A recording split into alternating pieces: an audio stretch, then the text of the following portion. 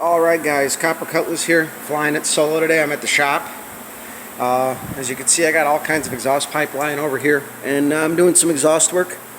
I'm adding cutouts to my pre-existing X-pipe. Say hi, Finnegan. And a couple things. I really love exhaust work. It's got the principles of fabrication work. So any guy who's getting into the hobby, I highly encourage you to do your own exhaust work. It might be a little treacherous at times, but you know what? It's literally basic Fab 101, and it's a really good learning opportunity for anyone who's either starting out or even guys who want to kind of learn to weld and stuff. It's almost about the same thickness gauge steel you're going to work on in muscle cars and stuff like that. So I did a lot of measuring and cutting. This is my passenger side cut out with the extension where pretty much the X pipe is going to fall into place, and I only ended up adding a couple of extra inches due to the X pipe as far as length goes. And here I already got it into place on the car to kind of show you guys. You have to clear the cross member, and then I'm also going to be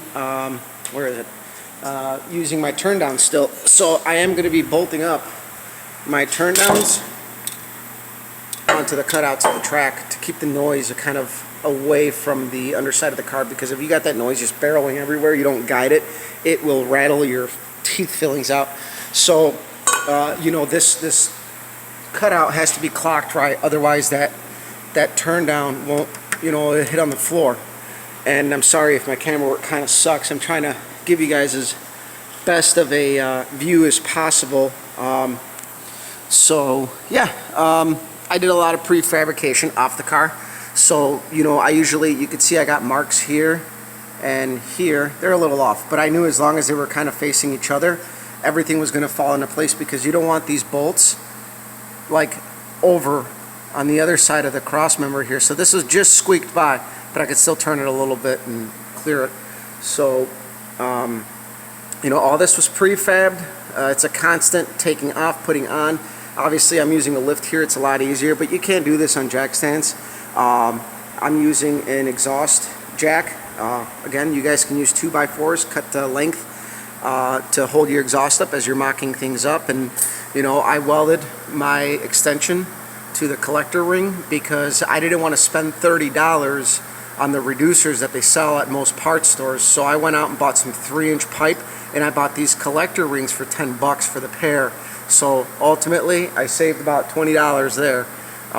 Because the pipe was dirt cheap, and the rings were like $10 from Amazon, and little things like that. And of course, I'm using your typical parts stores reducers, so they're not, they don't have a smooth transition like the nice performance ones, but this will work. You're not going to, especially if I'm going to be running, opening up the exhaust of the track, I'm not worried about it on the street. And I actually am going to go to a different muffler. We're going to be putting a turbo muffler on there. I kind of want to quiet down the car after 10 years of driving around with the Hooker Aero chambers. I kind of want to see what it would sound like with some quieter mufflers. I took these off of the engine running stand that I have, and the Hooker Aero chambers I'm probably going to end up putting on the Pontiac. And there's the old extension with the O2 sensor, which we are going to have to re-weld into the pipe once everything is set up in place.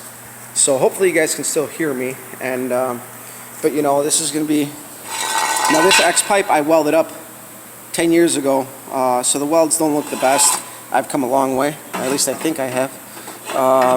And I'm kind of piecing it together here, but I ended up using a slip joint with a slightly smaller diameter, so I got some wiggle room to adjust this pipe. So since I don't have a tube bender, that's another little tip too, guys. So this is like 2 and like an eighth, or 2 and 3/16. This is 2 1/2.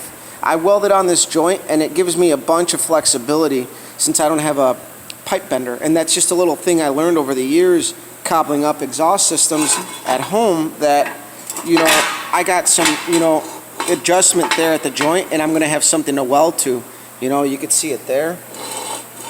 So that's what we got going on today. We're doing some exhaust work, and then I'm going to be putting the engine diaper on, which is going to be a lot easier on the lift.